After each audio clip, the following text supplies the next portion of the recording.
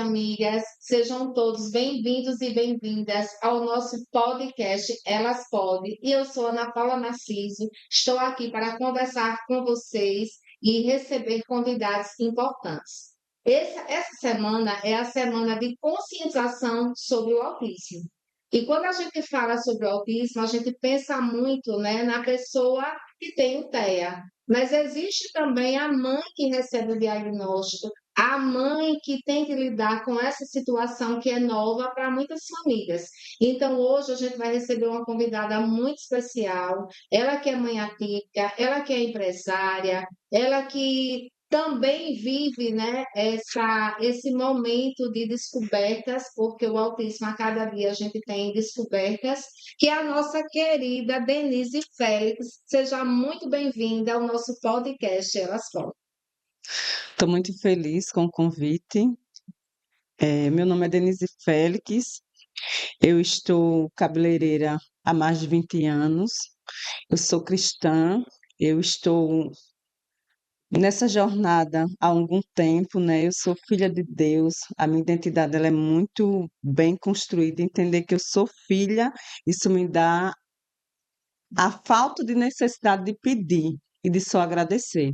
Então, quando a gente aprende isso, a vida da gente começa a romper. Você já começou aí a sua apresentação. Geralmente, quando a gente começa a nossa entrevista, eu sempre gosto de perguntar às pessoas quem elas são para que elas possam fazer a sua apresentação. Muita gente conhece a Denise, cabeleireira, a empresária, mas a gente quer conhecer um pouco mais. Quem é Denise Félix? Denise Félix, exatamente filha de Deus, mãe do Nicolas, esposa de Renato Cunha. Eu sou filha de Albertina e João. Então, quem eu sou é sempre antes de quem eu estou. A sua origem, você nasceu onde? Morou onde, Denise? Minha origem é de Rio Largo. Ah, nossa, né, amiga? Né? Segue do lado, sua história, sou ali, né? E quando você diz, aí, sou mãe do Nicolas, o Nicolas tem autismo, né? Que a gente acompanhou e sabe dessa trajetória. Mas a pergunta que eu quero fazer para você é como foi receber esse diagnóstico e quando você recebeu esse diagnóstico? Porque no nascer, a gente já não tem esse diagnóstico de autismo. É preciso acompanhar o desenvolvimento. Então, em que momento de desenvolvimento do Nicolas você percebeu que ele tinha esse transtorno do espectro autista e como foi para você, mãe, receber esse diagnóstico? Na verdade, o Nicolas nasceu com 5 meses, com 500 gramas, então o nascimento dele já não foi muito fácil. Então, eu já comecei a ter diagnósticos desde que ele nasceu. Então, o nascimento dele ele já foi precoce, né? Então, eu já comecei a ter algum diagnóstico porque ele passou 4 meses no UTI. Então, ele passou 4 meses sem abrir os olhos. Então, aí vinha várias coisas. Ele poderia ser cego, ele poderia não enxergar, ele poderia não falar, não andar. Então, eu tive uma série de diagnósticos que poderiam vir, mas eu sempre tive muita fé de que meu filho ia chamar papai e mamãe, e foi o que aconteceu. Então, já por aí eu já sou grata, porque quando chegou todos os diagnósticos, eu já fui começando a entender de que eu tinha um filho especial. Então, aí você passa uma série de tempo já naquele sofrimento. Quando eu descobri que ele era realmente, que ele tinha um aspecto, eu já comecei, aí foi uns 6 meses de muito choro, de muito sofrimento. Quantos anos ele tinha quando você descobriu? Quando eu descobri que o Nicolas era autista, mais ou menos de 11 para 12 Ele já anos. era adolescente, Já era então você pré-adolescente. percebeu as características do Sim. autismo. Nessa fase, nesse momento, para você, né, assimilar tudo isso, como foi?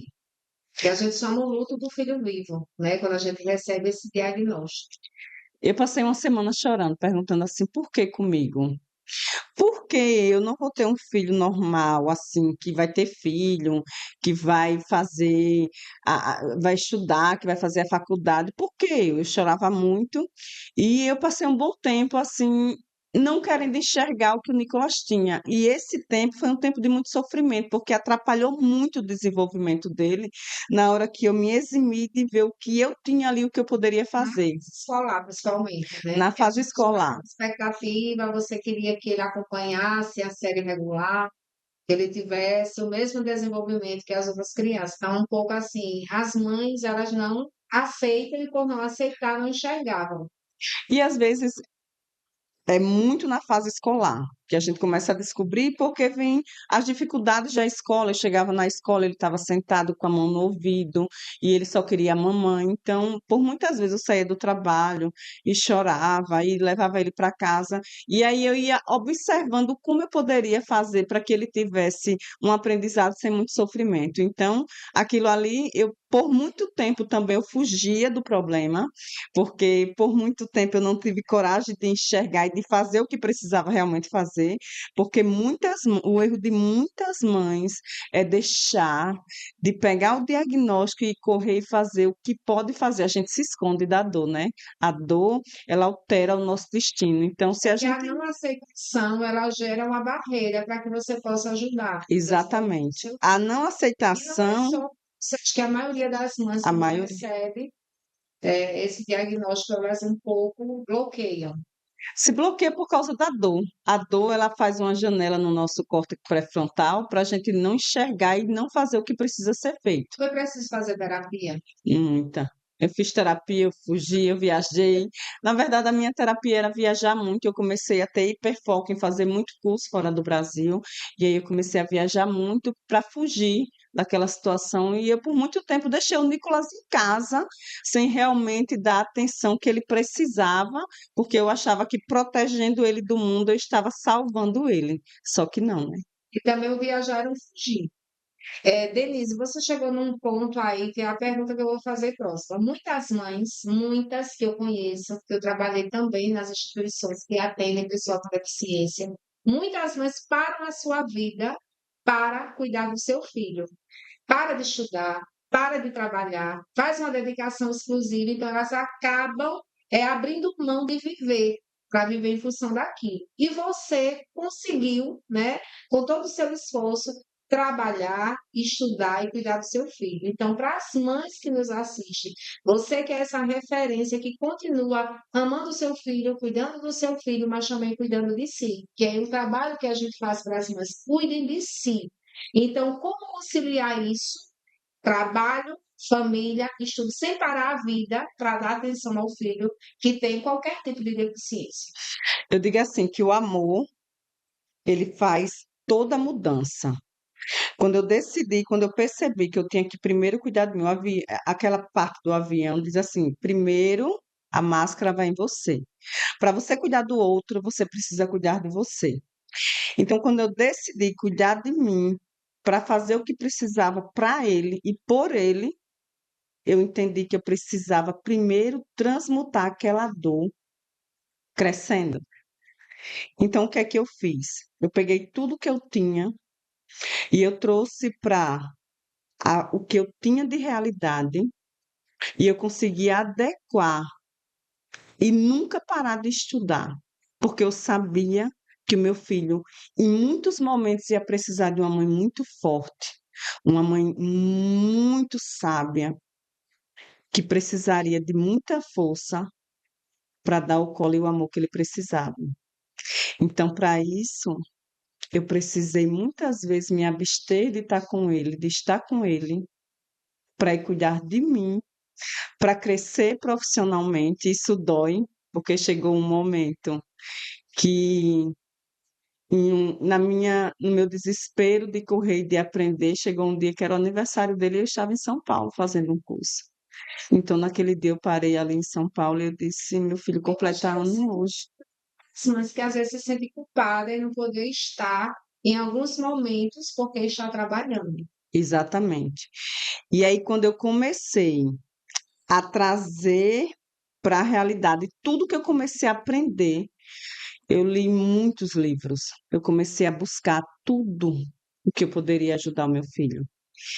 E naquele dia que eu estava viajando, que eu sabia que ele estava completando o ano, eu disse: Mamãe está fazendo tudo por você. Só que depois eu comecei a ter mais cuidado com o tempo. Nós precisamos entender que nós precisamos fechar e abrir janelas de tempo para a gente não se sentir culpada. Porque por muito tempo eu me sentia culpada por não estar o tempo todo com ele. Hoje o Nicolas praticamente trabalha comigo, vai para o salão comigo, mas eu fui com direcionamento Vejo que hoje fazendo o que eu precisava por ele. conheço a Denise e a história dela e do Nicolas. Eu vejo hoje você mais presente na vida do Nicolas a partir do momento que você aceitou esse diagnóstico dele, que não foi fácil, foi um caminho, né, bem difícil para todas nós, mães, mulheres. Não é fácil, a gente tem que falar a realidade, não é fácil, né, Denise? E você teve uma rede de apoio para lhe ajudar. Quem foi sua rede de apoio? Como é que essa rede de apoio lhe ajudou? A minha maior rede de apoio foi Deus. Deus me direcionando. Mas teve alguns Mas momentos que você teve, teve eu alguém tinha, da sua eu família, sempre da tinha um família. irmão e uma irmã que quando eu precisava, meu irmão estava ali comigo e eu sou muito grata a ele. A meus irmãos que na hora que eu precisava, eles estavam do meu lado. Então, isso aí a Os gente tios não também. pode. Os tios, exatamente. Então, quando eu precisava muito desse apoio, vinha o meu irmão, a minha irmã, muitas vezes a minha mãe, o pai ajudando também, mas essa rede de apoio, ela foi muito importante para eu também conseguir fazer o que eu precisava fazer, porque eu precisava trabalhar para dar todos os médicos e tudo aquilo que ele precisava, né? Porque por muitos momentos eu me sentia muito só. Então, a solitude, o se sentir muito só em alguns momentos, faz às vezes uma mãe de filhos, uma mãe atípica querer desistir. E quando eu descobri que eu tinha um Deus, que ele tudo faria e tudo fez por mim, eu comecei a parar de me sentir a coitadinha. Então, quando a mãe atípica ela aprende que o meu filho ele veio na verdade para me ajudar. Chegou um momento que eu achava que ele ia precisar muito de mim. Na verdade, eu precisava dele. Típica. Fez de você uma pessoa melhor. Muito melhor, muito melhor. Você começa a ter uma visão diferente pelo mundo, né? Imagine que o amor de um filho normal, você já tem muito amor. Um filho especial, você tem o dobro do amor. Então, a sua responsabilidade de fazer tudo por ele, para que tudo dê certo para ele, aquilo mudou muito a minha forma de enxergar nesse contexto Que a gente passa a ter mais empatia com a com o dor do próximo, próximo. e aí, com o próximo, e aí você começa a querer estudar muito. Hoje eu faço psicologia, eu li muitos livros, hoje eu estudo muito sobre humanas, e isso mudou muito a minha vida quando eu percebi que eu tinha que ser melhor todos os dias, né? Eu não poderia dormir sem ser melhor a cada dia. Então, ser mãe atípica, isso nos leva para um lugar de que eu tenho vontade, às vezes, de pegar a maioria das mães e abraçar e cuidar, porque é E um elas desafio precisam desse diário. apoio. É Denise, muito desafiador, muito. Denise, você pensa no futuro do seu filho? Como será o futuro dele? Eu acho que é uma pergunta que a maioria das mães se perguntam. O que vai ser do meu filho no futuro? Eu vi uma matéria de um pai, estava até no Instagram, falando, ele chorando na Câmara de Vereadores, que era para ser aprovada uma lei que beneficiaria os filhos autistas. Ele disse: Eu penso diariamente no meu filho, o que é que vai ser dele amanhã, quando eu não estiver aqui. Então, você já parou, você não para pensar o que vai ser do seu filho, ou quem vai cuidar do seu filho futuramente, o que é que vai ser? Às vezes eu penso assim, o que nos para? Pensar no ontem e pensar no amanhã. A depressão, ela vem muito quando a gente pensa no passado e no futuro. Se eu pensar demais no futuro do meu filho, eu paro. Eu vou querer chorar, eu vou querer me preocupar.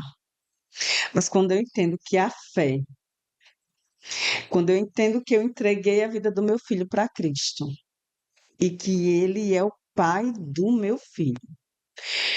Quando uma mãe tem o poder, ela aprende a declarar para o seu filho, ela prepara o seu filho para qualquer fase da vida. Então eu chego pro Nicolas e como eu várias vezes eu digo, você é amado, você é querido, você é filho de Deus, você sempre vai estar com pessoas. Eu tenho certeza que Deus já preparou tudo. Então eu não penso muito nisso, Paula, Eu acho porque que é se eu pensar, a gente não pensar no passado e no futuro, porque acaba se entristecendo ou ficando deprimido, mas viver o exatamente, hoje, fazer o viva seu melhor hoje pelo seu filho. Eu acho que esse fica o ponto inicial para a gente pensar, né, como cuidar. E, Denise, o que é que você diria para as mães atípicas, assim como você, que pararam suas vidas, que deixaram de se cuidar para apenas cuidar do seu filho? Talvez elas não tenham uma rede de apoio, talvez elas passem por dificuldades, mas elas não podem se anular porque o filho tem diagnóstico de autismo ou de outra deficiência. o primeiro conselho que eu dou é não fique só. Esteja próxima de mulheres que vivam a mesma dor que você vive. Não tenha vergonha de falar que o seu filho é especial. Porque se você é mãe de um filho especial, é porque você é grande aos olhos de Deus. Então, o meu conselho é: não pare de se cuidar, cuide de você, cuide do seu corpo, cuide da sua mente, porque isso faz a diferença de uma mãe atípica. Porque se você cuida de você, você vai estar preparada para regir, para cuidar de tudo que você precisa. Então, Hum, a primeira coisa também que eu digo assim, não se vitimize. Uma vez eu vi uma mensagem que dizia assim: não sinta tanta tristeza, porque tem pessoas que têm problema maior que o seu. Então, quando nós entendemos que tem pessoas que sentem mais dores do que eu, o porquê eu vou me vitimizar, o porquê que eu não vou me juntar a pessoas e compartilhar a minha dor. Então, para o meu primeiro conselho é não fique só, cuide de você. Faça por você um pouquinho de cada vez. Leia, se capacite, faça alguma coisa que você gosta, se dê um presente. Saia do ambiente muitas vezes para que você se conecte com você. Busque o tempo inteiro viver próxima de Deus, que Deus vai lhe dar a direção. Nós temos um corpo, nós somos um ser espiritual e um corpo humano. Então, nós precisamos nos conectar conosco todos os dias.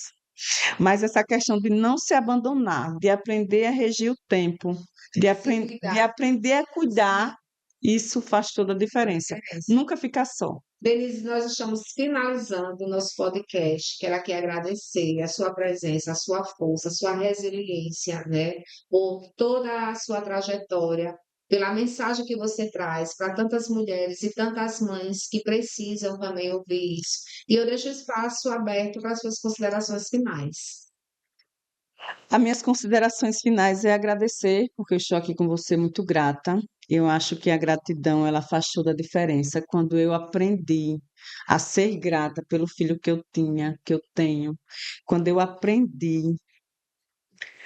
a dar amor, eu acho que as minhas considerações finais para mães atípicas é ame, ame. Se você amar, se você dá amor ao seu filho, tudo bem. Nada vai faltar. Nada.